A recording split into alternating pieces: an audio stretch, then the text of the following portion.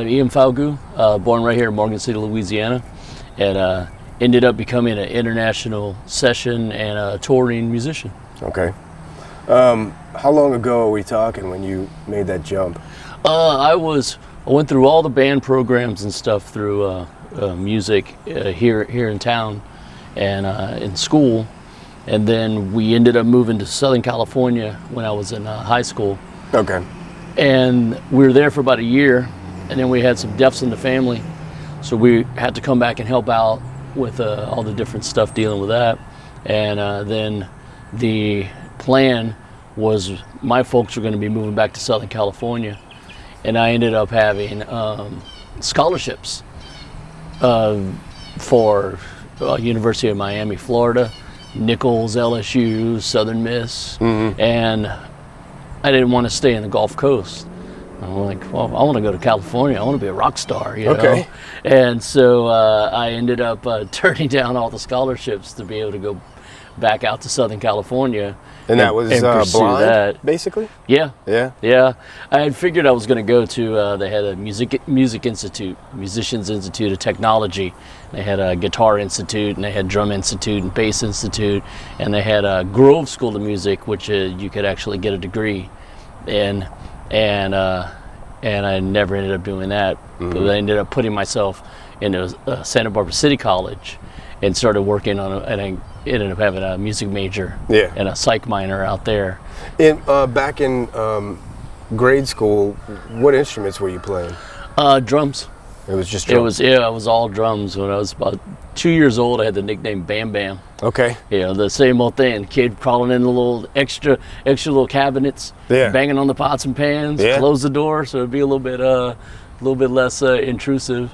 And I was able to get into the band school band program at Holy Cross Elementary, Central Catholic High School, and about third grade, and started in playing drums for that.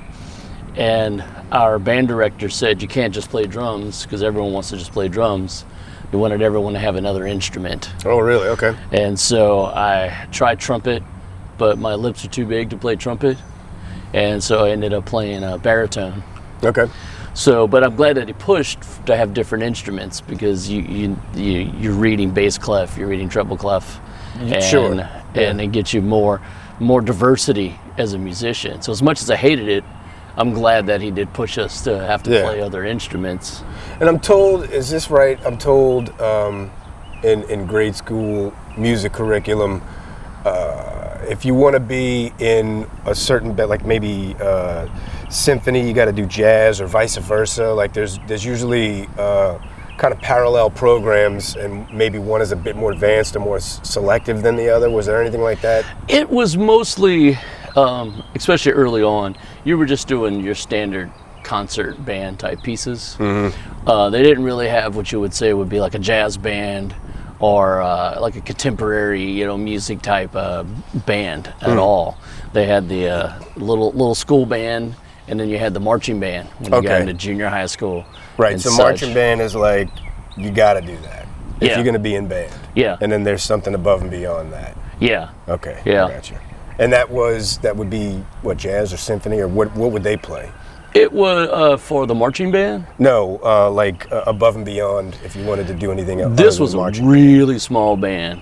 So it's a kind where you would go to any sort of the festivals or the competitions. Yeah. And we'd be the one that would walk in with like 12 people. Okay. 15 people. Sure. And so, yeah, it was a small program. So we didn't, like I said, they didn't really have a, like a symphonic orchestra, a concert band, and something a jazz that would take a lot band. of pieces. Yeah. It was just band. Gotcha. Yeah. Just band. Yeah. And so you still stuck with the drums as your foundational instrument, and even though you were playing sax, you still stayed with drums? Yeah, it was always drums. Yeah, and I was always been a vocalist as well too. Okay. So I did a lot of vocal training, growing up doing choir and things like that, and then getting into some of the Muses programs or theater programs, and always ended up singing the leads in the plays and such. So I was singing way before I was getting trained to play drums. Oh, really? As well too. So And it was before you had formal training, is what you're saying? Yeah. Okay. Yeah. And your vocal training was before? Yeah, I was starting to, you getting the lessons in school and starting to learn how to harmonies and things like that early on. Yeah. Before I was even taking the drum classes and such. Yeah. And you mentioned moving out to California was during high school? For a short time during high school. Okay. And then we had to move back. And then I ended up going to Thibodeau High School. And they had a great band program there. There they had like a jazz band, and they had concert band, and they had the marching band as well too. And we were state championship drumline, and it was a killer band. Back in the day, and which got me into doing DCI, the drum corps, and such too. So I was involved in a Phantom Regiment, and involved in California Velvet Nights, and did camps with Santa Clara Vanguard, which is another big DCI drum corps thing as well too, up in Santa Clara, California. Yeah.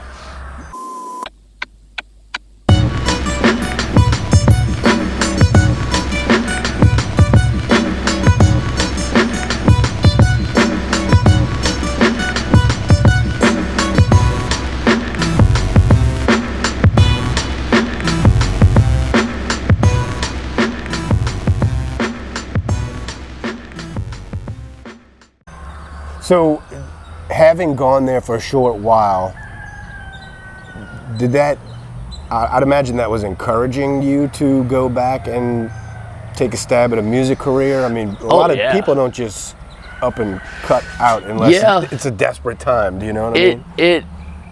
It's everything you think it would be. You know, if you want to talk about just coon ass come to town, you know, all you know is this little area in Pocket, Louisiana. And what you see on TV, you see TV shows, and you see the Hollywood sign, and you see Capitol Records, and it seems like it's something that's just it's not touchable. Is it real? Right. And then when you go there and you're walking the streets and you see it, you know, it's amazing. Yeah. It's amazing, and the people who look like celebrities are actually the celebrities. Yeah. You know, so all these things you see in movies and you see in TV and whatnot, that just became my normal life in the normal world. Yeah. Was it intimidating or encouraging or exciting? Like, how would you? It was like a bit of both. Characterize it. You know, it was a bit of both, and because you start thinking, I'll never be able to go into Capitol Records. I can just look at the building, and then you have certain things that happen where next thing you know you're inside recording in Capitol Records. Yeah, that's a big jump in time. Yeah, it's all a big jump in time, but these little experiences start just kind of stacking up where you don't even realize it that you're so untouchable anymore. You're in the thick of it. Yeah. And every once in a while, you just kind of look around and go, man, this is pretty cool. Right. Because I'm still a little coon-ass kid, you know, from Morgan City, Louisiana. I don't think that's something that a lot of people can grasp. And it's funny enough, I was talking to Sound from Space Studio owner Chris Finney yesterday, and I asked him about his conduct around famous musicians. Because he's, you know, a two-time Grammy Award-winning sound engineer, amongst many other things that he's done with tons of famous musicians, not just local. And he had mentioned something before we were on camera, and that's what made me bring it up on camera, because I've always felt a bit out of place. Like when I see somebody, let's say it's my favorite musician ever, Bill, whatever. I'm reluctant to go bother Bill. You know what I'm saying? Like, I don't want to walk up and be like, hey, Bill, can I get a picture? Bill might not be in the greatest mood, you know? And Bill might be, you know, constipated or pissed off or just stubbed his toe. Who knows? You know what I'm saying? You don't want to bother these people because I'm sure they get it from 50 different angles all day long. So that's one side. But the other side of the coin is it's kind of hard to remember to be yourself in the context of greatness. Yeah. It's hard. You have to you have to dig deep inside of you and be like, what would I say if I were me? You know what I'm saying? Yeah. It's odd. So to be working around it, I guess at first you're enamored and it's exciting, but after a while, you just kind of fall right into place, no? Yeah. It's you start realizing when you're in the midst of working that it's work, and people are in the middle of their job. They still have usually a wife, they have a family. Sure. They're maintaining the other aspects of their career, which is usually the business side or the marketing, promotion side of it. But I never really had that weird starstruck mentality, and I've always just been myself, which got me a lot of work just for personality. Sure. Not trying to over-impress anyone or whatnot. Yeah. But yeah, you find that everyone's just a human being. And that's what he was essentially telling me. You have to remember that we're all we're all people. And he recalled Dr. John talking to somebody, and they were just talking about Metamucil or something. Right, yeah. And he's like, that's the moment where you're like, oh yeah, we're just all a bunch of people. Yeah. You know what I'm saying? Yeah. And back to reality. And as you said, back to work, I suppose. Yeah. But so you get out to California with a gleam in your eye and a dream. Right, and, when you first touch down, where are you going? You have relatives out there? Do you have a place? Do you have anything to go to? No, we had lived, my mom had, oddly enough, her connection to the Santa Barbara area was one of her friends married a girl from the Santa Barbara area in the late 60s, early 70s. Well, they all went out to the wedding. So a bunch of people from Morgan City drove all the way out to California and then just stayed and partied. Yeah. Well, that was at the time when they were having a bunch of different riots and such. Burning down the Bank of America. Oh, wow. On they have UCSB is the college, and Isla Vista is a little party town that is the little town that's around the college, and so they were all in IV, and they ended up having a big riot, and they burnt down the Bank of America. Jeez. So they brought in the National Guard, and it was declared martial law. And a lot of times when you see footage from like Berkeley and all these other types of, the riots and stuff that went down, a lot of that footage actually is from Isla Vista. It just wasn't as well known of a conflict or a protest as the other bigger ones were. Well, they were. She had stayed out there for a little while, but when they declared martial law, so many people were coming in, outsiders that were inciting the protests and the riots and the conflict. They said if you were not a citizen of California, you need to leave the state, because they were weeding out outsiders. Yeah. And so it was going to be, you're going to be put in jail or leave. And so she had to come back to Louisiana. Jeez. And they reconnected with my dad, and then they had me. So. Oh, wow. Okay. Well, that's a big, so she always wanted to. She still had friends out there and such, And so you had some place to kind of gain a footing, I suppose you could say. Yeah. So what's your first move when you're out there? Finished out school, and then just started just working. We're working at a pizza place. Ended up being a young manager at a pizza place. What about musically? Musically, I was just started to play little bands, little garage bands and such. I was a percussion director for the school that I had gone to, which is Carpenteria High School. Then I started teaching privately, teaching drums and vocals. And then I became percussion director for a bunch of other high schools as well too, in junior high schools. And then I ended up putting myself through college, and that opened up some more doors. So I was tutoring the college. I was in the advanced like jazz departments, the advanced jazz bands, the symphonic bands, the concert bands, and some of the workshop bands as well too. So you started playing a lot more, and it went from a very quickly from playing bars and little clubs and open mic nights and such, and doing covers and things, to being asked to come in and can you do a session? And I'm like, oh, I'd love to be able to get into a studio. You know, you're there, you got the click tracks, you got the headphones on, it's a different world. Sure. But I had so many places that gave me a chance and went, man, there's just something about your playing we'd like to have that I was able to learn and to grow in a studio environment. Yeah. At a very, very expedited rate, because people would bring me in all the time and they were willing to work with me and help me out with it. And that was kind of the first studio experience, which was a studio that Kenny Loggins did a lot of stuff in. And you know that coming in. Yeah. So you have a respect. Yeah. Kind of a respect and awe for the place. Yeah. How old are you at that point? Oh, 19. Wow, okay. Somewhere around then, yeah.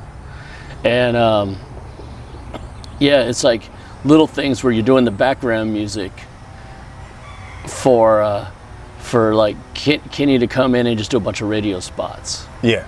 Where you have that one song that's in the background. Sure. And it's just me like just playing like a little. Right. You know, and then he goes in for hours and goes, "Hi, this is Kenny Loggins. You're listening to the Rock Station 17.1." You know, it's just doing that over and over, giving call signs for everything. Mm-hmm. But there were so many great musicians that were out there. I started doing some session work and demo work at Jim Messina's studio from Loggins Messina. Okay. And that was great. You had people living around. You had Kenny Loggins, you had Michael McDonald, you had most of the people from the Beach Boys. You had Peter Noon from Herman's Hermits. Mm-hmm. You had all of these iconic musicians that were living out in the Montecito and Santa Barbara area, and they were all actively playing, and they were utilizing a lot of players that were in the area. Yeah. And you just start getting your kind of footing in, and then one good session turns into another recommendation, and next thing you know, you're kind of in a very interesting circle. Yeah, it's an atmosphere where you almost have to be there to be able to get a foot in the door. Yeah, if you're not sitting there around kind of local, and doing a good job, like it'll accelerate your career much faster than let's say cold calling or whatever you want to call it. Oh, absolutely, yeah. On the way over here, I was listening to an interview, and I didn't know it, but Michael McDonald, you mentioned, discovered Bruce Hornsby at a steak and ale across from the Coliseum where the Doobie Brothers was going to be playing. You know, what are the chances? But he was there. Yeah, you know? Exactly. And they went to the hotel where they knew the Doobie Brothers were going to be staying, just to see if they could get them to come see him play at the Steak and Ale. Right, yeah. And then the rest is history. You know, it's like being there is 90% of the battle. Yeah. So you keep your professorship, I guess, if you want to call it, instructing classes, and you're also doing session work, but you haven't revisited the idea of your own band, because I haven't heard you mention it since, high school? I didn't have my own band except for something I threw together with my friends. Yeah. Where I was the drummer and the singer. And this is out in Cali, or when you were in high school? It's in California. Okay. Yeah.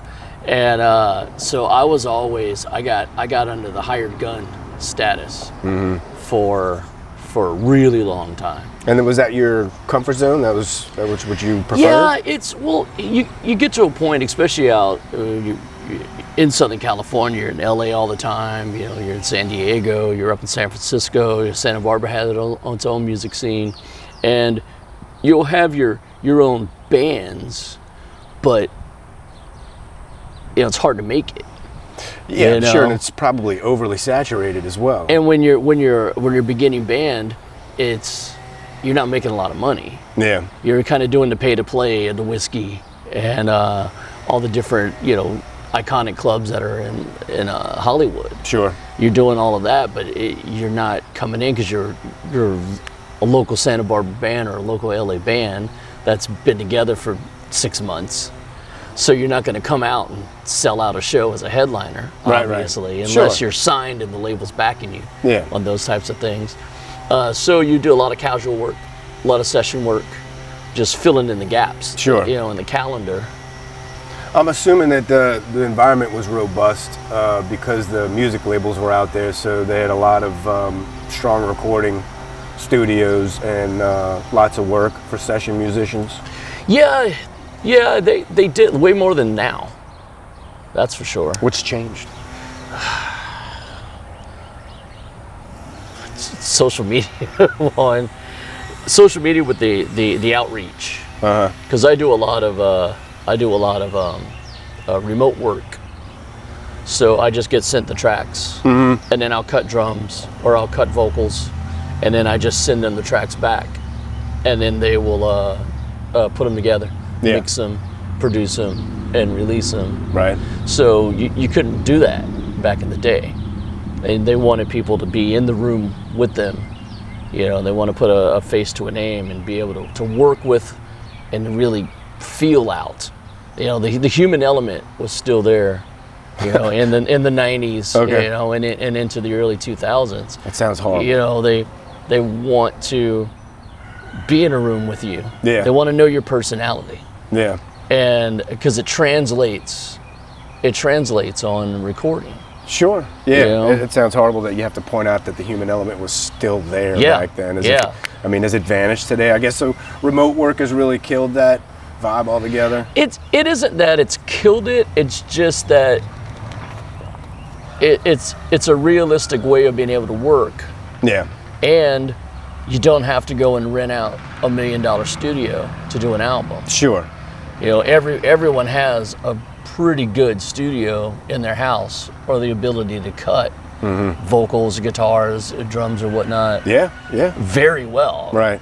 You know, I have a really good studio, and I can track as well as anyone can, and everyone else has that same capability. So as long as you get a good, solid, clean recording, that works. Yeah. And then the human element, you can still capture that. You know, you can capture that. It's not the same as being in the room or being locked down for 2 weeks, living with, you know, some studios you have accommodations. You can stay at the studio. There's a band house, a guest house, a bunk house. Yeah. And you're there every day. And you can go hang out and play pool in the game room and have an idea at 2 a.m. after having some drinks, and go, man, that's a good idea. Yeah. Let's go. Yes, that's prime. And you pop in and you have genius that just came off the top of your head. Sure. Yeah. So the remote work, you don't have that capability. Yeah, I could see that. I understand. But being in the room with people and being able to just track something and have fun and goof off or just put down any idea that you think is a throwaway for fun, you never know. Turn into the hit song. So many times I've heard an artist think that what they just wrote was a B-side, and it turned out to be the hit single. Yeah. So on your time spent in studios, were you ever in environments where you were, I guess, spending more time than a hired gun might be? Like, did you end up spending more time in any of these studios in the scenarios like you're speaking of, like bunking and such? Oh yeah. They have. I've been. First time I was signed was on Reprise Records, and that's where you kind of get. They call it that write-off signing. So you get signed for a certain amount. You're covered on every aspect of recording. But it's your lower end signing, which is still a substantial amount of money, but it's not the $100 million investment. So, and those end, they are putting you through the paces because they want to see if you're worth the initial investment. Yeah. And so, of course, you're in a band and you're there 4 or 5 days a week working, and then they want you usually under their eye. You know, they'll put you in a lockout or whatnot. And be like, well, we need 20 songs, or we need 30 songs, and you have this amount of time to give us those 20 or 30 songs. Are those the only parameters that they give you? I mean, any feel, any inspiration, any? Well, you're already signed because there's a certain vibe that you're giving off, or there's something that you have. So if you're already signed and they go, well, we love you because you are a shoegazer punk, well, then you know that's, they've already signed you for those reasons. Gotcha. So you already kind of have the parameters, you know, but they might give you stuff like, you know, we want more of the pop stuff. Mm-hmm. We want more of the slower stuff or the emotional stuff. Sure. You know, they'll give you what they really, really want. Yeah. But a lot of the times they'll let you kind of do what you do. And hopefully you can come up with a good enough amassment of product that blows them away. Sure. And usually if you have a band that you've been practicing a lot, you do get signed off of a reason. So you're already playing some shows and you already have enough songs to submit that caught their attention. Yeah. So that's one of the easiest ones to do is that first signing. You usually have most of the songs that end up on that first album. Sure. And you've been playing them for a while. Sure, yeah, you just unload those. Yeah. And they just want extras just in case, you know. Yeah. So they can either use them for something later on down the road. Yeah. Or hopefully just take all of your publishing and use them for whatever Well, you know, interestingly enough, I was going to bring that up. I mean, you're young walking into this, and you're signing paperwork, you know? Yeah. You're putting ink on lines and stuff. Did you know how to protect yourself? Did you know? No, not at all. Not at all. Not at all. I have lost so much on songwriting and publishing for those years. Yeah. For those years. As well as the people who wrote the songs too, because typically they're going to want publishing. The label's going to want your publishing. Yeah. And or a good portion, you know, of the publishing. And sometimes they'll even jump in with a little bit of songwriting, so they can have another little piece of that as well too. But it's not so much how much are you going to get screwed, you know, or are you going to get screwed? It's how much are you going to get screwed or to get your foot in the door. Yeah. But to get your foot in the door is kind of the golden goose anyway, you know. Sure. It's the beginning. It's the genesis from war, possibly. You either get in or you don't. Right. Yeah, So, and it's like, are you willing to sacrifice some of these songs in your songwriting? Mm-hmm. And what I've always told artists after now at this point, having worked with many major labels and having worked with labels on scouting and artist development as well too, and having worked with so many big people, is I tell them, I'm like, if you need to give up something of that material, because everyone goes, those are my babies, I'm never going to sell my material. I'm like, if you think that your whole career is going to be predicated on giving up these 10 songs. What, like to make or break you? Yeah. Okay. If you're worried about these 10 songs, that means that you feel that you're never going to write anything better than these 10 songs. True. Yeah. And if you think, I'm going to be able to write 100 great songs, you know, this is just the beginning, you wouldn't worry about these 10. Yeah. You get your foot in the door, and then later on, you can have a little bit more say in what's going to go on the legal side of it. I mean, it makes sense, you know, pragmatically, but emotionally, it's probably like ripping somebody's heart out. Oh, it is. You talk about how you have so much material, but it took you 10 or 20 years of learning life's lessons to come up with that material, and you've carried those with you for so many years, so I can't even imagine, you know.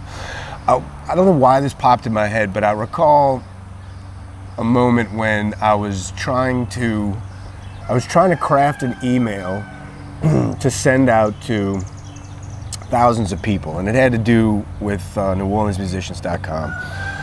And I wanted to convey an honest message, you know, and I'll put it to you like this. I started off in the morning at a coffee shop, pounding coffees, right. You know, working on how I want to approach this and all of this. I hardly remember what the point was now, but at the time it seemed so important to me, you know. And I was getting frustrated and pissed, and it just wasn't working out, and it wasn't sounding like I wanted it to, and I was like, you know, probably triple my dose of caffeine, you know. Right. So I pick up my laptop and all my crap, and I go next door into the bar, and I just start drinking beer. And then it worked out. Like I just pounded something out like it wasn't nothing. I'm sure you've had similar experiences in the studio, whether writing or trying to accommodate someone else. Can you recall a time when maybe you needed to totally change your mind frame or something. You know, something happens that allows you to forego this impasse, you know what I'm saying? But at the time it seems like such an impasse, and you're kind of stumped, you know? Yeah, it's you get to those blocks where it's nothing you're gonna do seems right, feels right, it's coming out right. Yeah. You know, and it's usually, and what I was told, and what I pass on to people as well too, is you can't force it. Yeah, you can't force it at all. Yeah. So when you get to those blocks, that's the time exactly. You take that break. Yeah. You move on to something completely, you know, different. Or if it's just being counterproductive, just shelve it and come back to it. Yeah. You know, it's always going to be there. In your own personal experience, could you walk us through a time when maybe you had to do that for yourself? God, I've done so many sessions that it's a tricky one to.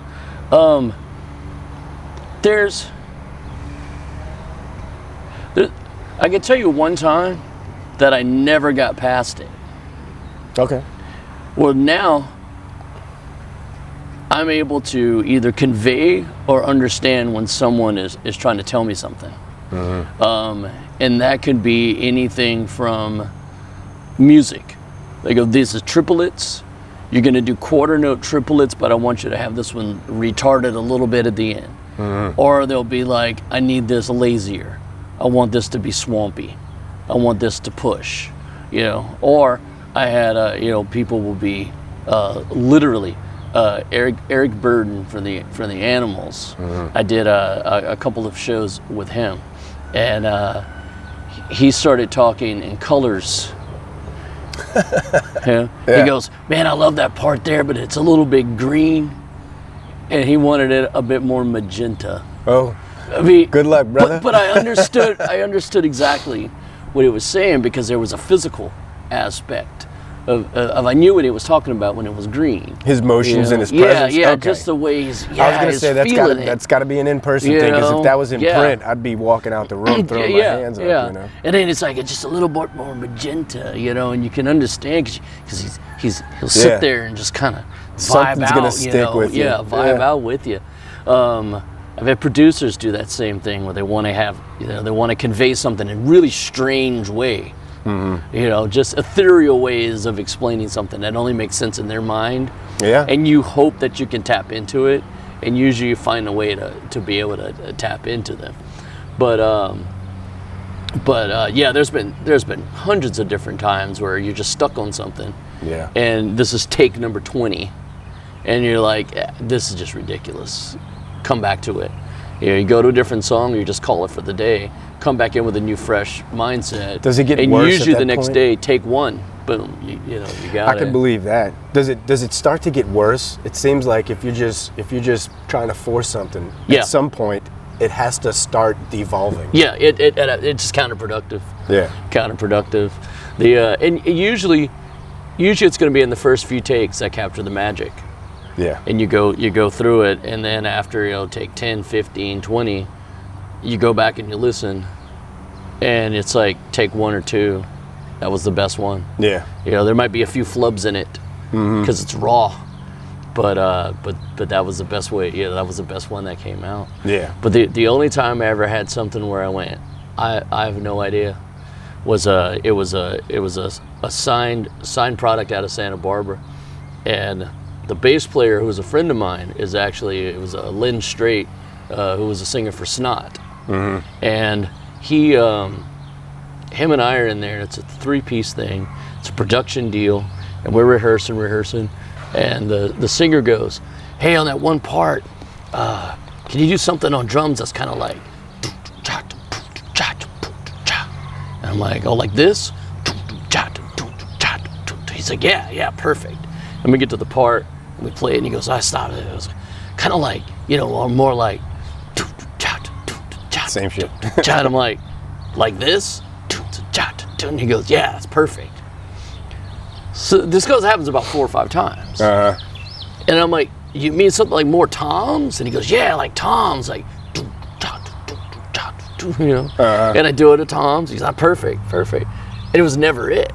And this is just about 20 times of going through exactly that every time. Jeez. And then, you know, Lynn, which he was a bass player first, but who went on with, you know, Iconic with the band Snot, is just sitting there as a bass player, just kind of grinning, watching me toil through this. Doesn't back me up or help me out whatsoever. Yeah. You know, and then I'm like, I need a break. So we go outside. He's just laughing about it. You know, I said, "Was there anything different?" He goes, "Nah, man, I don't know what the fuck he was doing." Yeah, right. I don't know what he's talking about. I don't know where I picked it up from. We ingest so much media these days, but it was a guitarist talking about a session that was problematic, and it was much like you're describing, where the engineer, whoever it was, in the control room, just kept trying to get something out of him, right? You know, and he's like, I put a knob on I disconnected one of the knobs on my guitar. Yeah. And so whatever they would request, I'd be like, oh yeah, sure. And then he'd turn that up and then see him do it. So then they feel like that's happened, but really nothing has changed. Yeah. And I think that's hilarious. Sometimes people just need reassurance. Was that Lee Sklar?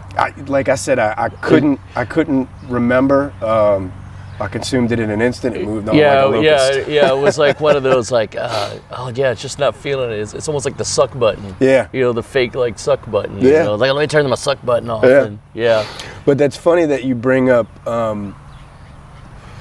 trying to communicate to you what the song needed through terms like green and magenta. Yeah. I find that the more experienced or vested a musician is, they're dealing with a different currency. I mean, they start to depart from everyday life terminologies and worries and things like that. Yeah. You know, their currencies become like love and galactic and all of these things, and it's bizarre, but in a good way to me. You know? It's like, oh, I'm so happy that you get to be an astronaut all day, but I gotta go do, like, you know, shit that sucks. Right. I need to use like terms that exist, and I can't walk around saying, could you make it more magenta, because I'll get piss tested, you know what I'm saying? So I mean, it's rough, but being able to see him helps a whole lot, like you said. And I could see how remote work would kill a vibe. I mean, I've Dean Zucchero, who sadly just moved out of New Orleans, he spoke about the drummer watching his fingers. Yeah. While he was tracking bass, to know when to lean into something and to know when to fall back from something. Right. You can't even describe that in a textbook. Do you know what I'm saying? No, right. You have to literally be there to see it happen to even understand how that works. Yeah. So there's just I hate to keep using the word vibe, but I mean, you pick up certain insinuations in what they're saying. Right. They might not be saying it correctly at all, but you pick up from there like you did from the body language or something. Right. You know? Yeah. So being in the room counts for everything. Yeah. So how long do you do your own band plus session work? Because you hadn't mentioned too much about your own band at the time.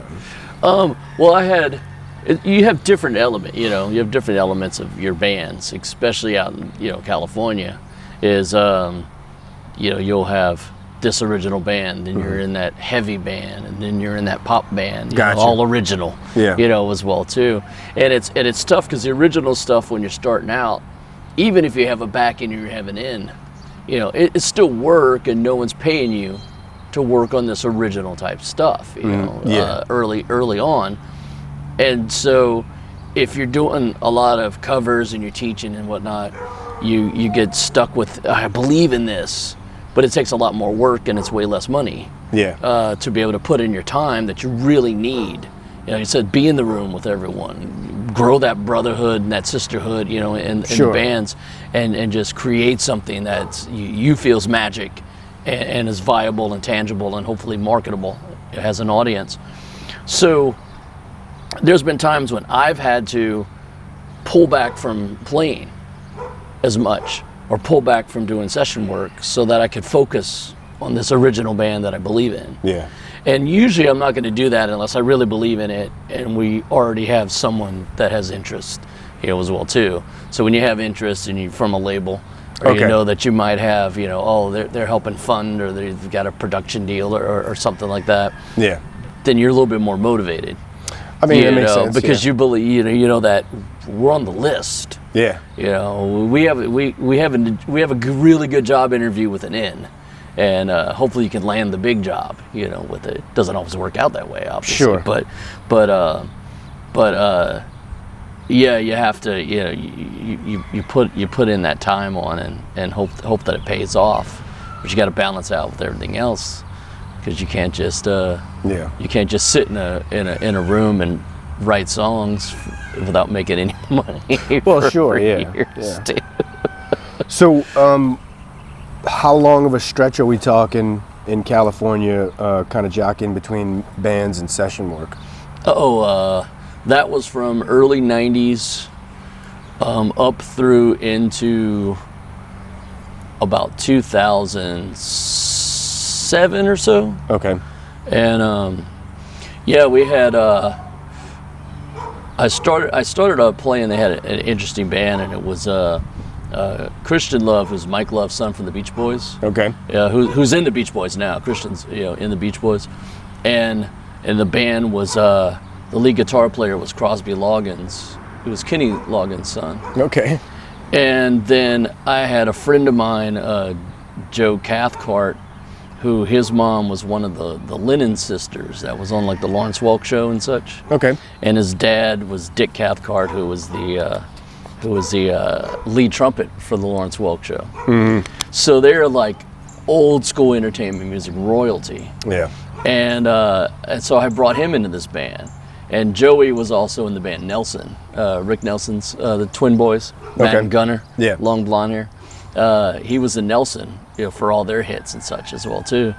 And so that was like the normal for me, was this is an original band, but it has, Mike Love's son, Kenny Loggins' son, Sure. And they're there, for stuff and hanging out, and you're going, hey, let's do a rehearsal at my house, which is Kenny Loggins' house, And then you have, Joey, who was in, Nelson and such.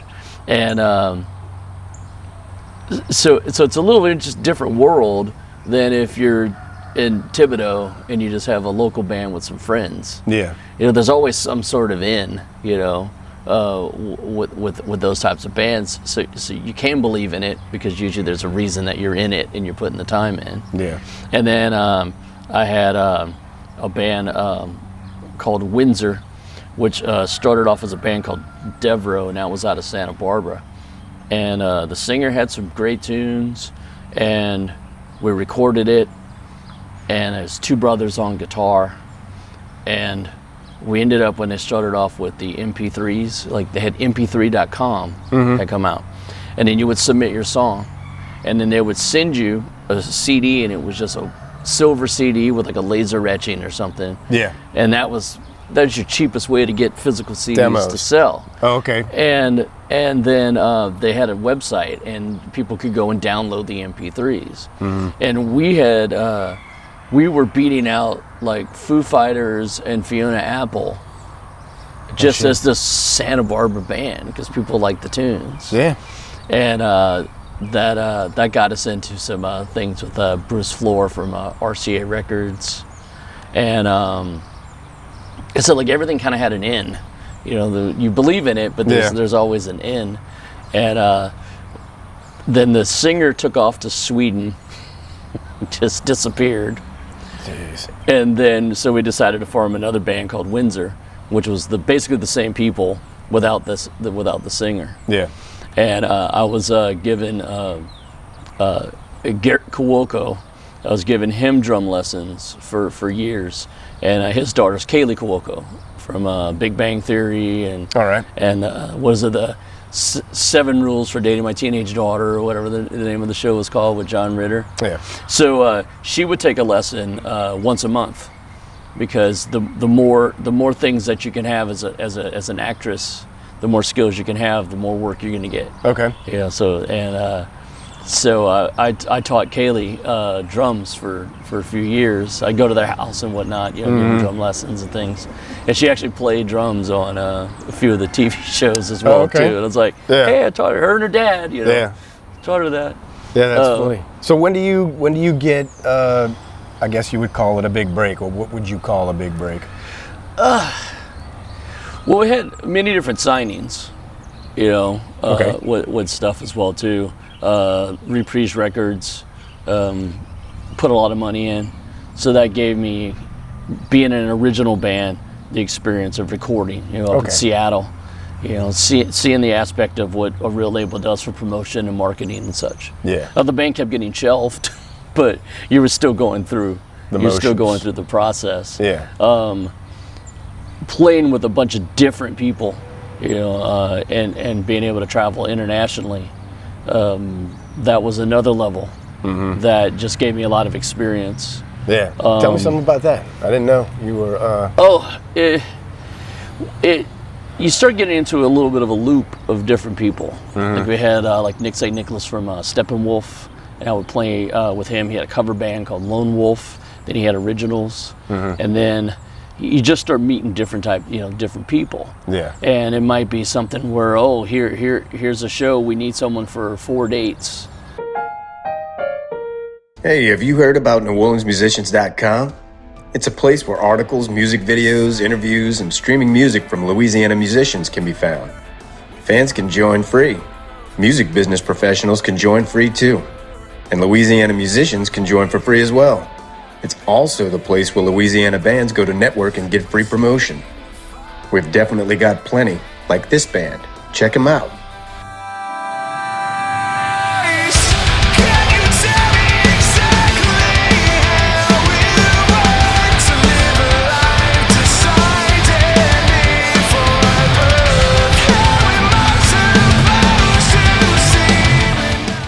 And it might be, John K. Steppenwolf. It might be a Nicholls Steppenwolf. It could be something, and they need a band and rhythm section in. They put together, like to join the Eric Burden, a few shows with Eric Burden. Okay. I had the first time I went to the UK, it was a rockabilly, psychobilly band, and they were on tour, and I jumped on that tour very last minute.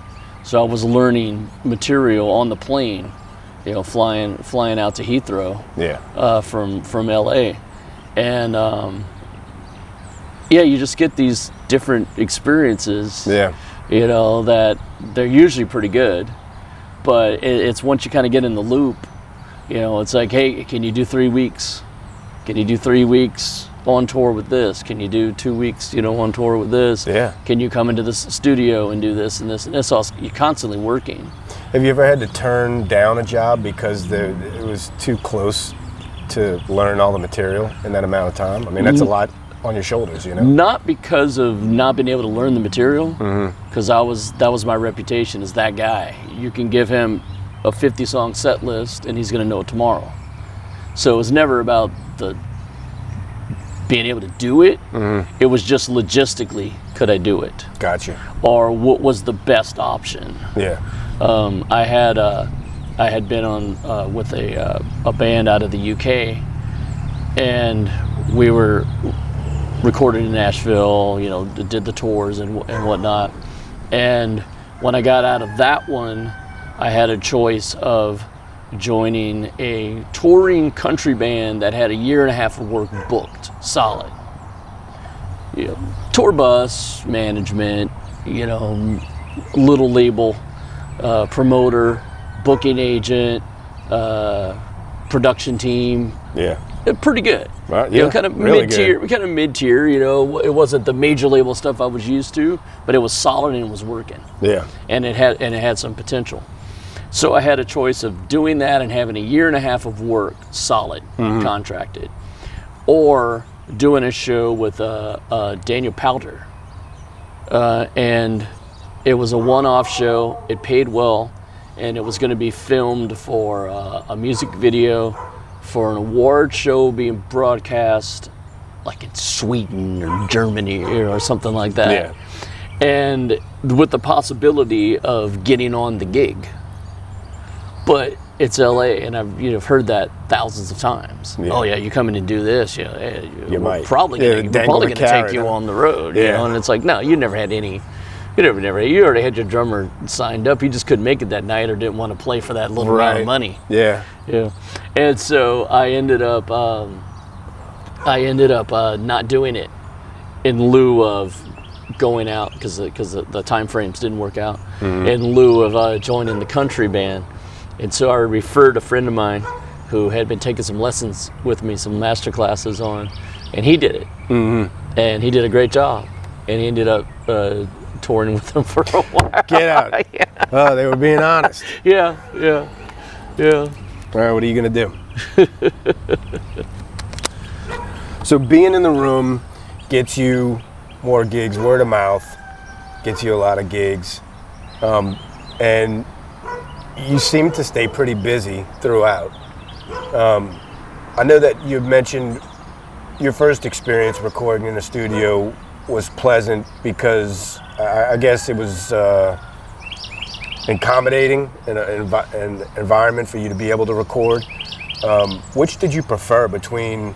It seems like there'd be less pressure being a studio session musician as opposed to being someone on tour. Studio is way more intensive. Is it? Really? Absolutely. Even for the lifestyle aspect? I mean, that's what I was considering. An all-encompassing look at what you have to deal with, Well, it's in the studio, you're usually going to do a lot of stuff that's in the area. That's where you're going to get a lot of stuff because they can call you and you can be there in 5 minutes. Yeah. So if you're in LA, there's so many amazing studios, you might get hired and flown out to other, New York or Nashville or something. But that's usually your pretty big, your pretty big first call guys are going to be doing that. But if it's not so much the lifestyle of the everyday, because that's just, you're going in and you're punching in the clock. You're at home at night and you just got to go punch in. Yeah. If you're out on the road, you're away from everything. That's where the stress would come in my eyes. I mean, I know what it's like to live out of a bag. That's a whole nother world. But as far as the performance aspect of being a musician, it is way more challenging, and you're literally under the microscope when you're dealing with the session stuff. Gotcha. Because you can go and you want to make every show the same. It doesn't matter if you're 5 people or 50,000 people. Live, you want to make the show the same. You want it to be consistent. Okay. But you're human. You're going to have a lull. You might not feel good that day. So maybe this couple of shows, you're not 100%. You might be trying 100%, but it's not coming out 100%. Maybe you are having a tiff with management. Maybe you're having a tiff with someone in the band. Maybe you just don't feel good. Maybe you're hungover or whatever it is. Sure. Whatever's going on in your world can affect that playing. Yeah. In the studio, that's just unacceptable. You're 100% on because you're being paid well to be 100% perfect and be able to pull magic out right at that point. Yeah. So it is kind of a dance monkey dance immediately where you can't just do, that middle part of that song was like, well, it's good enough. Yeah. No.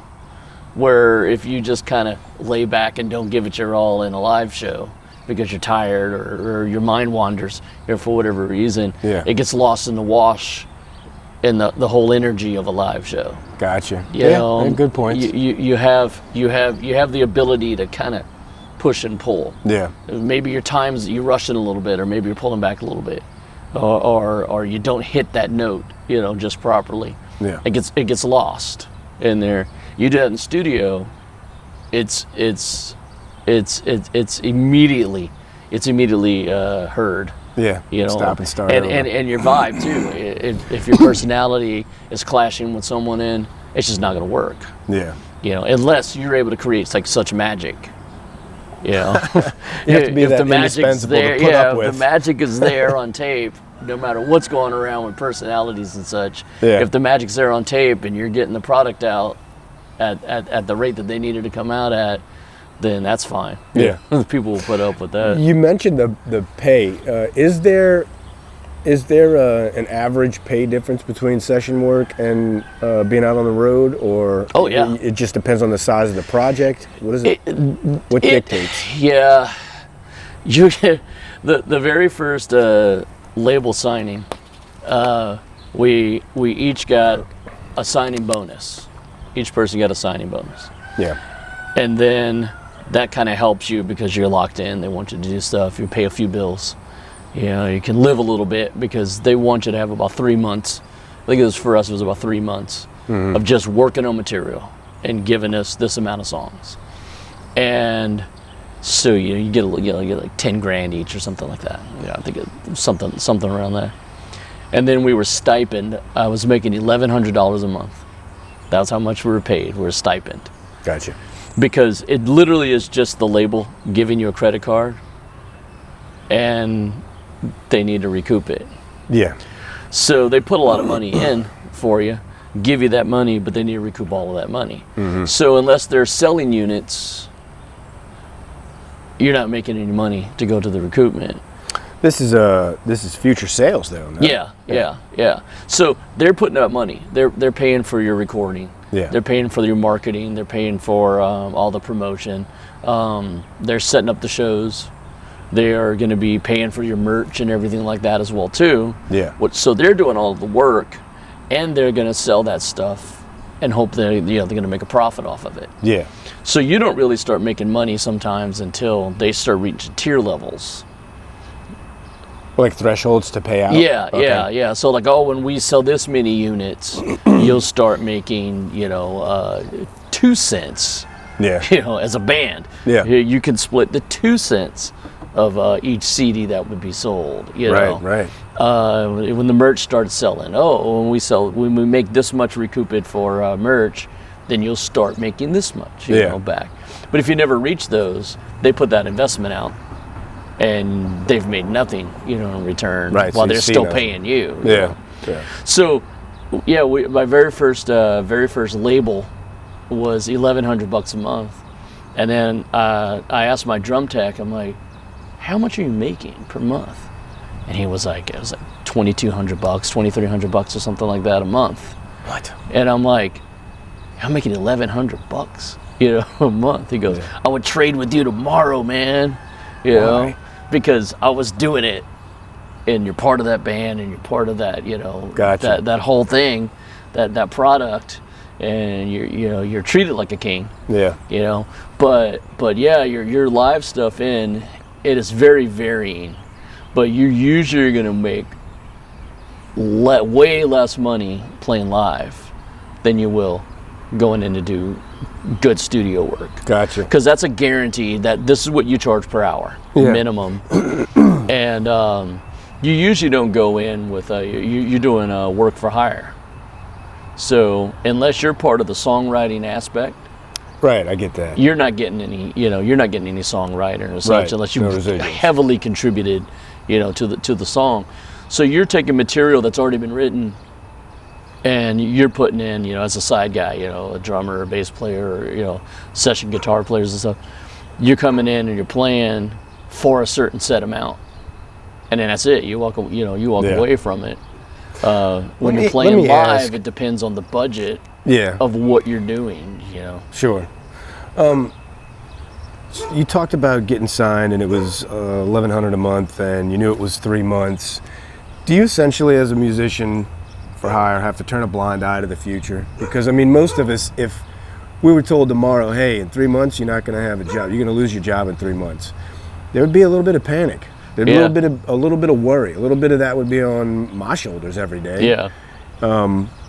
But you can't be in that frame of mind. It'll kill creativity. Yeah. And so it's kind of the antithesis of a creative atmosphere. I guess you just have to accept that as a working musician. What's your take on that? You're pretty much an artist and a gypsy.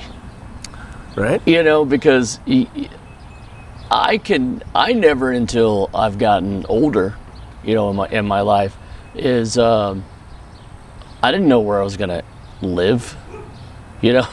Yeah. And I couldn't tell you where I was going to be in 5 years. I could be in some other band in another country. I could be, you know, just like my schedule. Mm-hmm. You know, at any given point, I could get a call and be like, "Hey, we're heading to the UK in 2 weeks." You know, it's happened many times before. We're heading to the UK for 2 weeks. We're going to be gone for 2.5 months. Can you do it? And well, yeah, you're going to be in the UK for 2.5 months. Yeah. No matter what you had planned, you know, out. If it was worth doing it, you do it. Okay. You know? So, what's worth doing it to you, if I can interject for a second? Not in terms of financial terms. What's worth doing it for you? It's kind of always been the same for me. I've had stuff where I've chased the dollar and made absolute, just stupid money. Absolute stupid money. And it really was work. And then I've had other things where I got paid minimal or didn't get paid much at all. And it just filled your heart.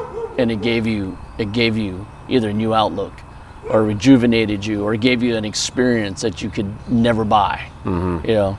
So for me, it's kind of been that same thing is you want to you want to be able to chase the dollar enough that you're not in the hole. Yeah. So mine has always been the does it cover, right? And does it fulfill me in some sort of way? Mm-hmm. You know, let's say you go like, oh, I've never been to France. I love to do that because I get to go to France. Okay. You know, yeah. If it's there's some places around the country that you know, on certain tour circuits that I've played, you know, for years and years and years now, that if someone calls me and goes, hey, can you do these you know, 3 or 4 weeks? And I'm like, the first thing I ask is where, you know, and if they're like, oh, we're going to, you know, we're going to be going to Jackson Hole, you know, Wyoming or whatnot, I'll be like, all right, don't even discuss money, because I know it'll be at least worth it. But I love going to Jackson Hole. Okay. You know, so yeah. it does give you an experience. Yeah. You know, is it that, are you going to work with someone that's iconic or someone that you've always just admired or wanted to work with? Mm-hmm. You know, are you getting that experience? You know, or is it working with a producer? Is it working with another artist? Is it recording in a studio that you've always wanted to record in? Yeah. Or is it playing a show in a place, you know, that you want to do? Sure. You know, it's like, well, you don't get paid much money to do late night TV, but if you know, if someone's like, hey, look, this doesn't pay anything, but do you want to go on Letterman? You know, we fly you out, but we're flying back, you know, like after the show. Mm-hmm. And you go, yeah, absolutely. Yeah. Yeah.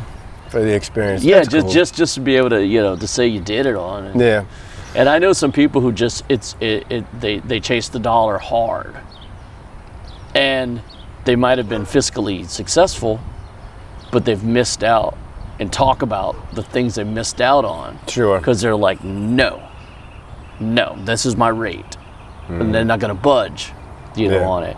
Because then once you budge a few times, you know, you start creating what your actual price point, you know, is. Yeah. And mine is I've always wanted the experience of it. Yeah. I guess it's the Louisiana thing. You know, there's so much emotion that goes into just the music and the passion of the music. Yeah. And that's what's gotten me a lot of work, has been to be personable with people. Mm-hmm. You know, to kind of latch on in and tell a good crude joke right out of the gate. Kind of feel people out a little bit, keep them on edge, sure. keep them laughing, you know. Yeah. And there's a difference with personality of people in general, but especially musicians that are from, you know, Louisiana. It definitely translates, and it translates on people love, especially drummers, bass players, and such from Louisiana, because you can hear it. There's a certain feel, you know, that goes on. Absolutely, yeah. And I had one of my, I was playing with a guy, weird ways of getting gigs. My mom and dad loved dancing and loved music. Mm-hmm. So they would go to these places and see a band. And my dad has the gift of gab. He'll talk to anyone. Yeah. From the homeless guy peeing himself on the street to he could run into President Clinton and just end up having a conversation with him, like sitting down, like drinking a beer. Sure. Within 5 minutes. You know, he's sitting there listening to him and laughing with him, you know. Mm-hmm. So these bands would end up meeting and knowing my mom and dad, and they'd always go, "Oh, my son plays drums. My son, you know, sings or whatnot." Yeah. And talk me up enough, and then they would take me. You know, this is before I was, you know, legal to even drink and be in the bars. They would take me out and they would be like, "Well, we'll come up and sing a song or come up and play a song." Sure. And you know, you know, luck is when preparation meets opportunity. So you go up and you do a good job, and they go, "Hey, that's pretty good." Mm-hmm. So I got into some circles of bands early on to start playing professionally, right, you know, in bars and such. All due to my mom and dad just being talkers, being from Louisiana and dancing. Yeah. And one guy, his name was Bob Kaloka, and he had been, he was in a Pure Prairie League after Vince Gill had left.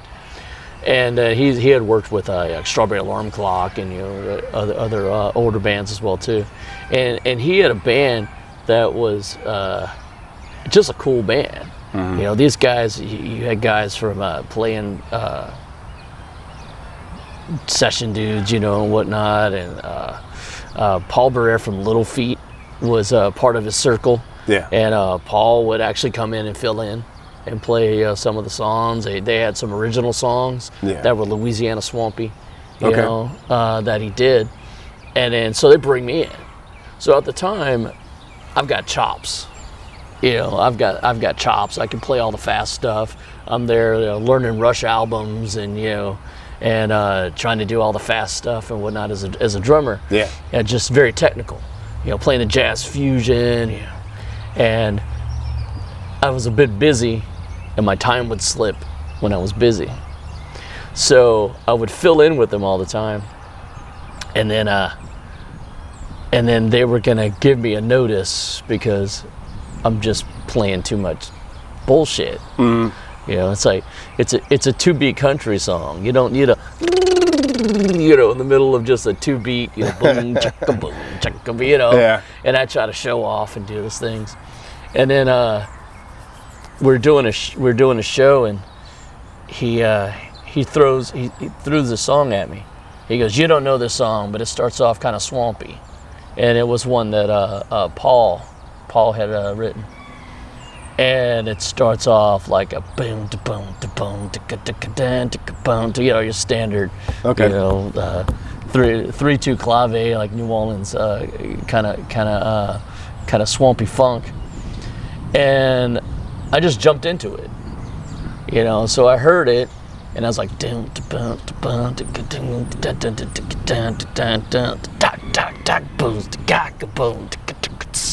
know, and they're all sitting there looking at each other, and I already knew that I was kind of on the edge of, you know, getting, you know, put down the bench, you know, and they're all looking at each other, and I'm like, I'm so fired. I'm like 19, you know, 18, 19 years old, playing with these big people. And we go all the way through the song, and then I go and I'm walking to the green room on a break, and Bob goes, "Come here." Brings me into the green room and closes the door. And I'm like, "Oh, this is my first big Never fire." good. Never my good first sign. big firing. Yeah. And he goes, "Man," he goes, "let me tell you." He goes, "We've talked about this, you know, you overplay, you're too busy. Sometimes you're too loud, you know," and he goes, and your time slips when you get busy. And he goes, "So we're gonna go, hey, we got some other guys that have more experience, obviously, and we love you. We love you as a person. We love your playing, but you're just kind of not there yet." Yeah. And so we were gonna, you know, tell you, hey, we'll keep in touch. Mm-hmm. He goes, and then we played that song, and you nailed it. He goes, not only did you nail it, the feel was there. Yeah. Your time stayed impeccable. It was like you were part of it when it was written. you spoke that language. Where did the song originate from? I'm sorry. Paul Barrere from Little Feat. Okay. Yeah. It sounded, I mean, you were going through it kind of quick, but I mean, it sounded like Pocky Way. Hey, Pocky Yeah, Way it's like your fight on the bayou, Right. kind of your standard boom, Yeah. boom, Right. boom, and he goes, that's what you need to do. He goes, you got all the chops in the world. He goes, oh, you need more experience. He goes, but that is it. Follow your heart. That's where your soul's at. He goes, anyone can play all the fast stuff. Anyone can do the four-way independence. Anyone can do all the double bass things and whatnot. He goes, it doesn't get you work. Mm-hmm. It might get you acclaim. He goes, but if you really want to work and you want to be someone who is legendary, he goes, follow your heart. You got to do that. And so that's when I went right back to my roots on for Louisiana music. Okay. It's because it's a language that I didn't even realize that people just don't speak. Yeah, everybody will tell you, it's steeped in this, it's steeped in that. But Yeah. you got to be here steeping with it to emanate it. So how do you do that out in California? It becomes part of your feel. There's a certain feel to it.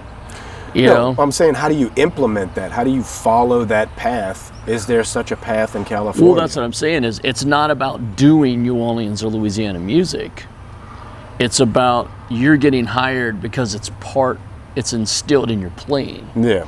So there's something different about the playing, the way that your sensitivity is to a pocket.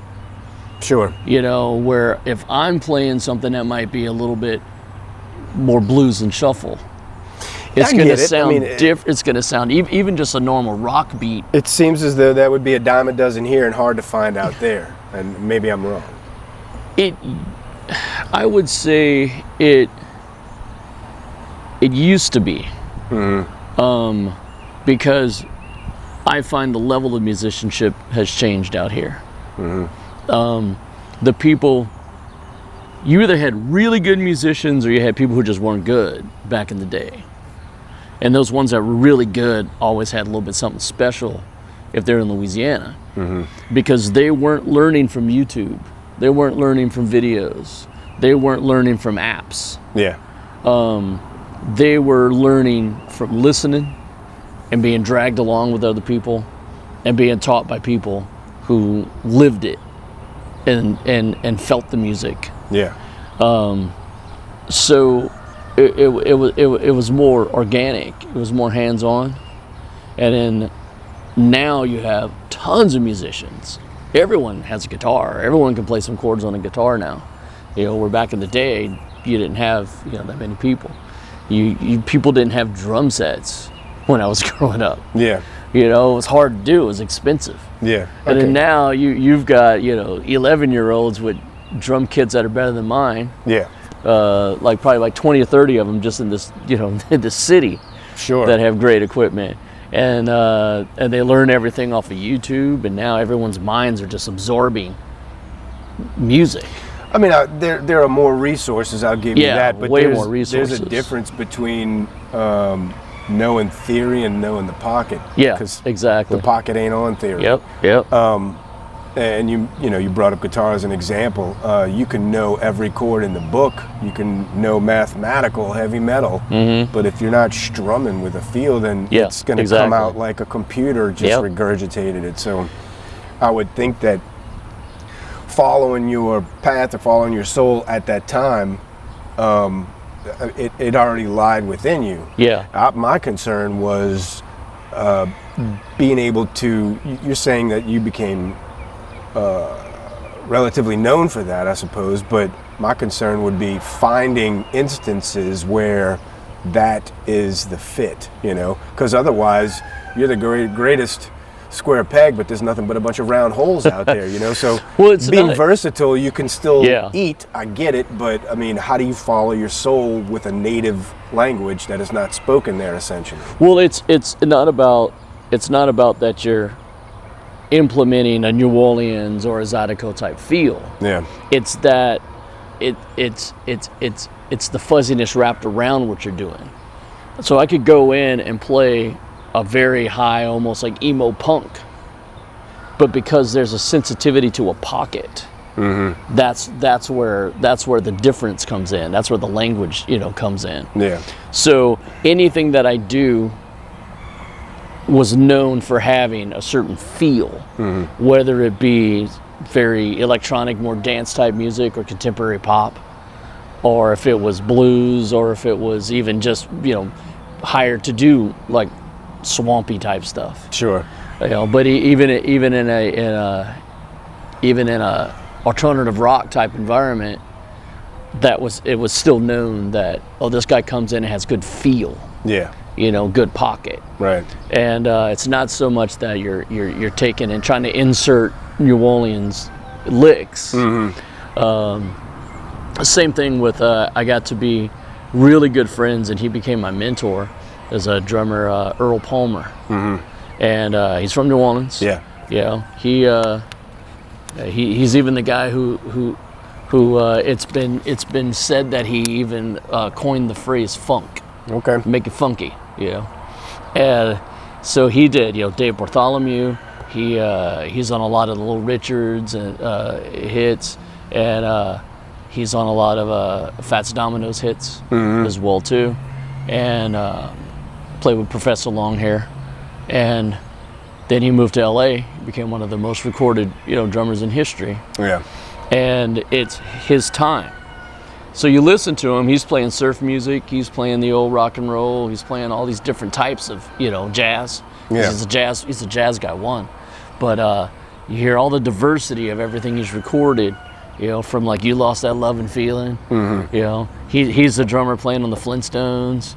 He's a drummer, all these things, like I Dream of Jeannie and the Brady Bunch and all that. That's all Earl, playing drums.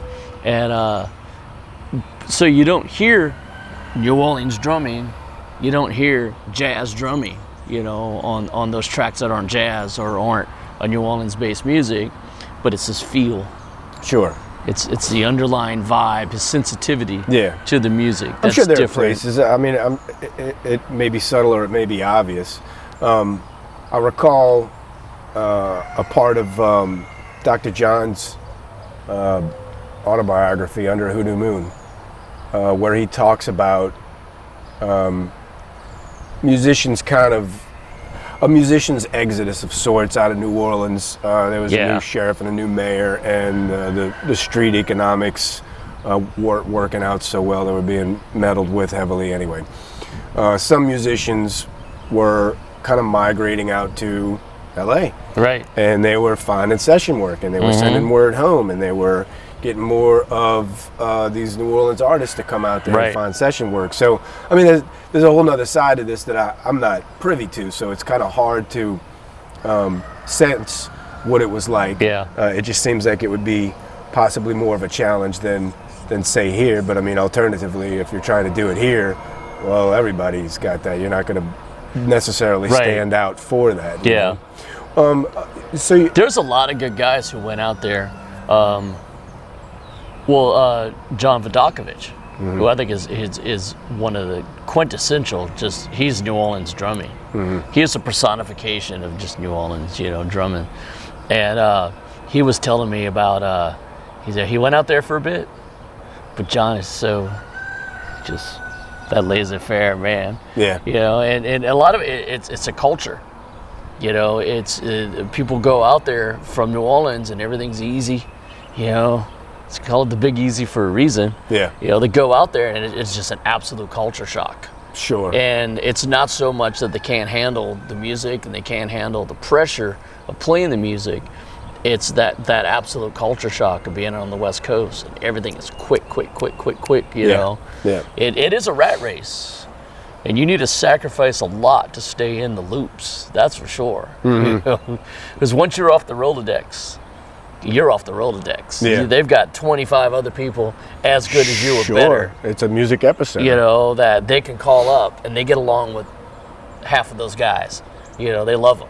Yeah. And you can easily move down the Rolodex. What made, because you spent a lot of times in, I'm sure, many different studios. What to you would make a studio I guess, more habitable, more welcoming, or more impressive to you? Something that you preferred, you know? One of my favorite studios was this little place in Huntington Beach, and it was a room that was probably about 20 foot by 20 foot. Okay. It had an old Ludwig drum kit that when you hit it by itself just sounded horrible. Mm-hmm. It just went down, right? Old cymbals, kick drum with a 30-year-old drum head on it. Yeah. You know, no front head on it, you know. And the whole thing was filled with like feed bags, you know, like the burlap. Yeah, the burlap sacks. Yeah. Everything was burlap sack. Yeah. It was such a dead room that's like when you snapped, you heard yourself snap before you snap. It's just the deadest room. Like you felt weird. You felt compressed. It was so dead. Yeah.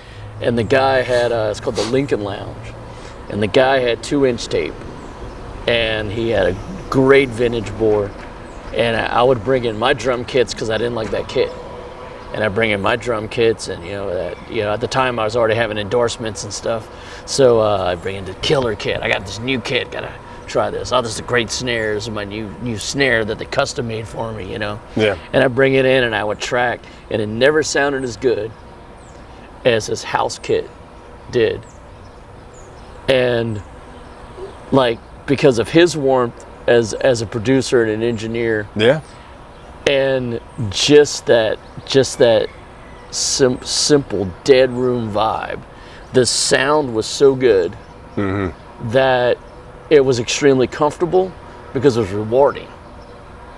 So it can be the crappiest little room or shed, but if the sound is good, you don't care. Makes they sense. could have no AC. You could be sweating your balls off in there. And if you have a good time and the music sounds great, that's always going to be in the back of your head. Yeah. And they've had places that I've gone to that were phenomenal, and there was a sterility to the whole thing, too surgical. Mm-hmm. You know, they had a place that was in Malibu that we went to go visit, and they built this multi-million-dollar studio. It was absolutely beautiful. It was kind of buried in the ground, and then they had like rocks that went up the walls. Mm-hmm. And when you climb up the rocks, and then you look through a little window and you're looking at the ground. You know, so it was buried in multiple control areas. They had a drum kit in the corner, and it had this giant wooden like tunnel thing over it that you could move up or down around it. Okay. To get different sounds. Sure, acoustics. And the floor had little things that you push down, and it would flip over, and it would expose, your inputs and outputs. Nice. So you could record from anywhere, all around. And it had a bunkhouse and a guest house and a game room and a miniature kitchen. It was well thought out, huh? And, it was absolutely amazing. And we just started playing, we were touring it, checking it out. Yeah. And they're like, hey, you guys want to play a little bit? And so we started playing, and it was cool, but it was just a sterile environment. And then it burnt down in a Malibu fire like about 2 months later. Oh shit. They never officially opened it. Yeah. And I think that's where Sting was going to be doing one of his solo albums was coming up, and then the whole thing burnt down. Yeah. So, but yeah, amazing. This is a dream. This is a dream studio. So what's the sterile part? Just... No character? Yeah, no character, or the sound isn't magic. Yeah. It sounds great. Like, I'm sure you've heard albums that you hear everything. It is mixed so well. Mm-hmm. But it's too perfect, Yeah. It's like the difference between listening to like Zeppelin and then listening to like a Dream Theater album. Yeah. Yeah. What is recorded very crisp, everything's crispy, everything, but there's does it have a relatable emotion, Sure. to it. Not dissing on Dream Theater, because I do like Dream Theater, but no, I get what you're saying. I would imagine a place having a heritage, knowing that coming in, I don't know, it gives you an impression of the place before you start. Yeah. You know? Yeah. It might affect your attitude towards it, and thus your playing. Who knows? Right. How those mechanics work, you know? But yeah, as long as it sounds good. Yeah. That's the main thing. If it sounds good, and it also depends who you're working with.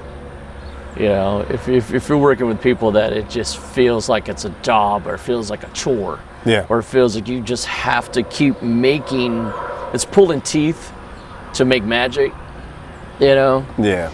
And it's like when you have the right different people who are really good, and you could be doing a commercial bit that's literally about a talking thumb. It's just something nonsense.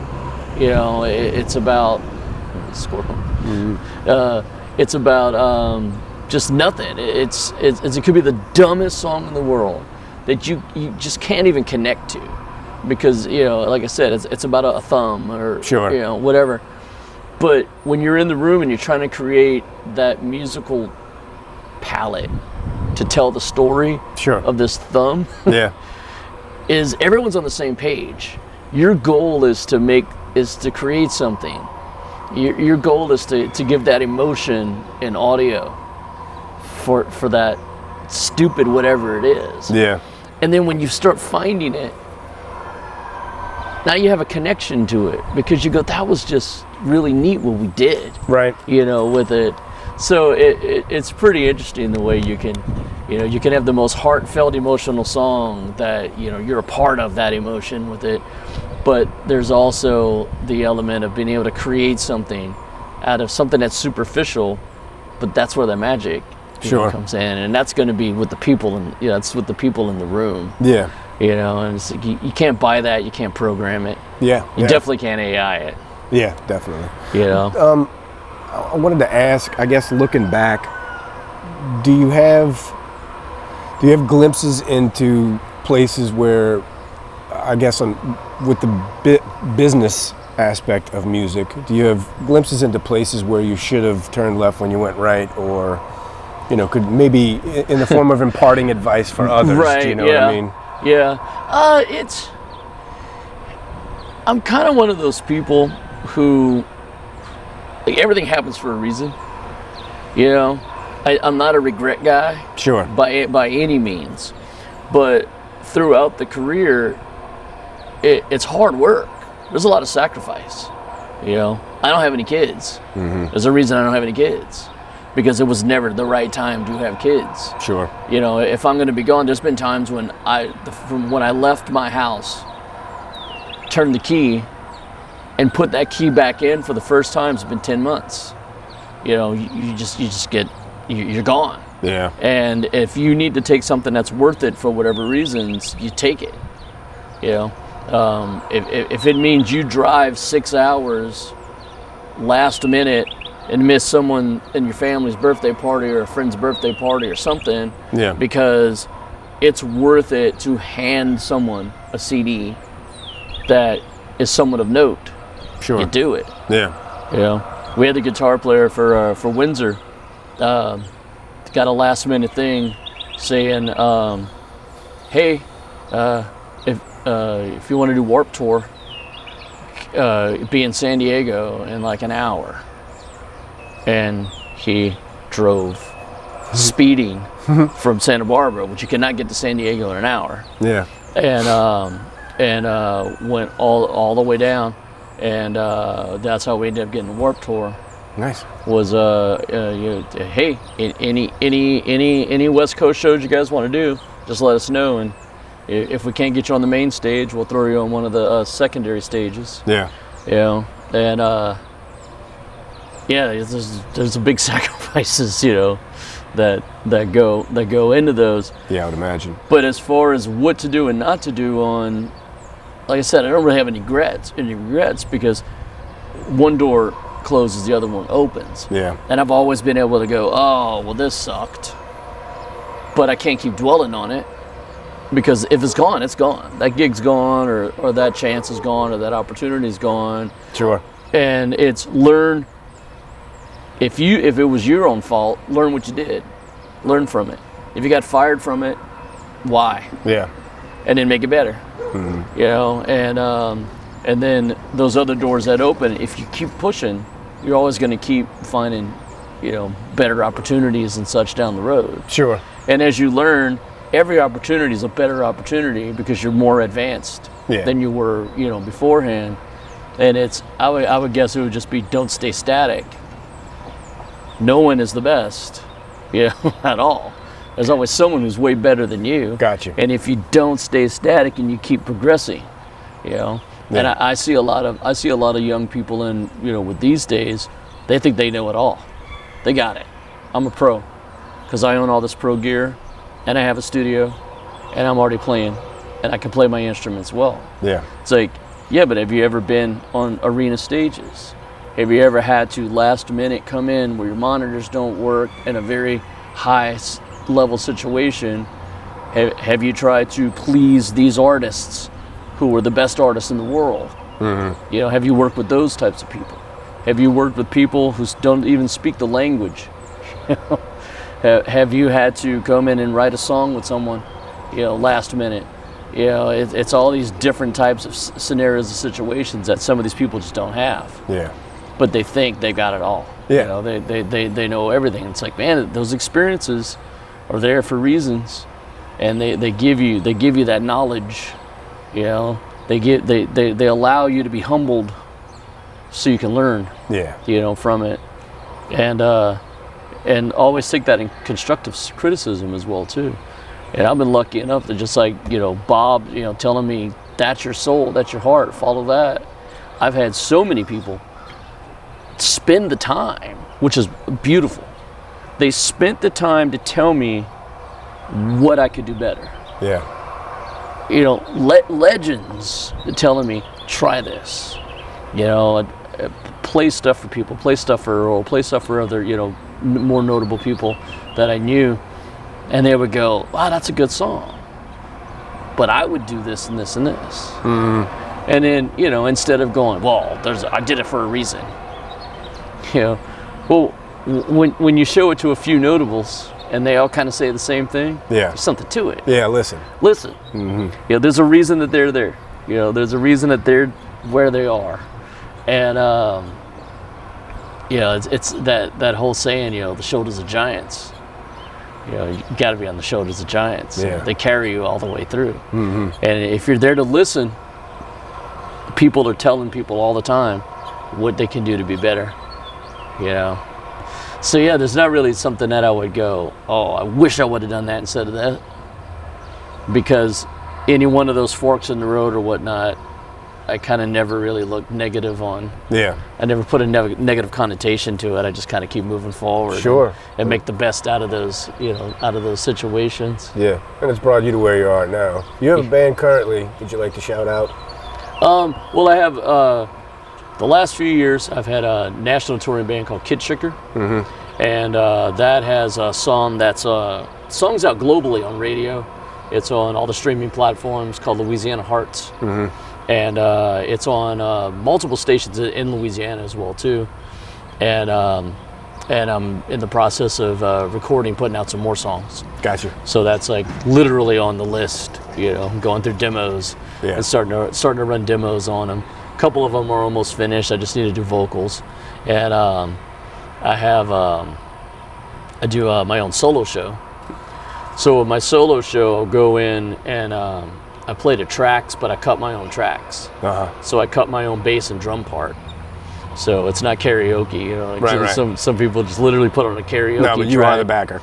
Yeah, and I'm playing guitar, you know. It's like I'm a drummer. So I always say, as a guitar player, I'm a really good drummer. Mm-hmm.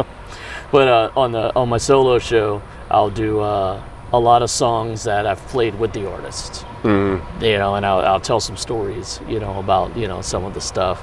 So, I'll do, you know, got to play with guys like, play with Gary Richrath from REO Speedwagon, lead guitar player.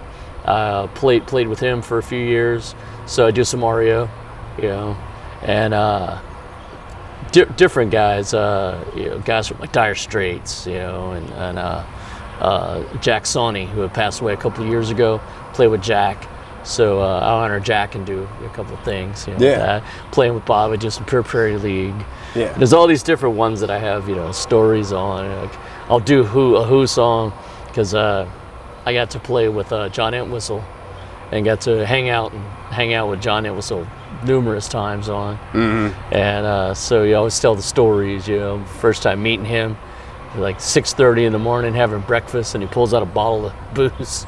At the breakfast. It's rough. That's good old Johnny Whistle, man. Yeah. So I do a lot of stuff with the different artists that have come around, or members or former members of those bigger bands. Yeah. Where I was able to play those songs with them internationally, and so I pay a little tribute. Sadly, more people have fallen. Over the years. Yeah. Well, I mean. You give like a lot of tribute. You get a lot of tribute now, man. Hard life. A lot of people have passed. Yeah. Well, thank you so much for your time. Oh, absolutely, man. I appreciate it. All right, thank you, Ian. Just one more band before you go. Zombies make good roommates, go on good dates, make more sense